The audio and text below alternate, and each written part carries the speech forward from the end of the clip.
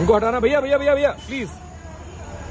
ये खूबसूरती, ये फूलों की सजावट भगवान श्री राम लला के गेट की तरफ जाने वाले गेट नंबर 3 की है।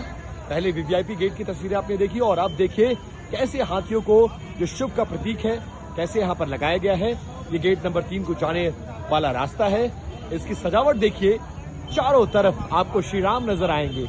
उनकी बारे में जो चीजें लिखी गई हैं, कैसे शुभ का प्रतीक भगवान श्री गणेश दरवाजों पर लगाए गए हैं। ये हाथी आपको नजर आएगा और इसके साथ साथ ओम और फूलों से कैसे कलाकारी की जा सकती है, वो तमाम कलाकारियां आपको यहाँ पर नजर आएंगी। और अयोध्या वासी इस वक्त मंत्रमुग्ध हो गए हैं। ऐसी सजावट उन्होंने बिल्कुल कभी नहीं देखी होगी। जहां तक आपकी निगाह जाएगी वहां तक इसी तरह की सजावट आपको मिलेगी। और इस सजावट को देखने के लिए, इस सजावट को हमेशा अपने जिंदगी का हिस्सा बनाने के लिए देखिए कैसे लोग आ रहे हैं। और सड़कों पर कैसे तोरण द्वार लगाए गए हैं और तोरण द्वार के जरिए कैसे अभिवादन किया जा रहा है। ओम सियाराम, देखिए जय सिया राम, जय सियाराम। देखिए यही है, ये है अयोध्या।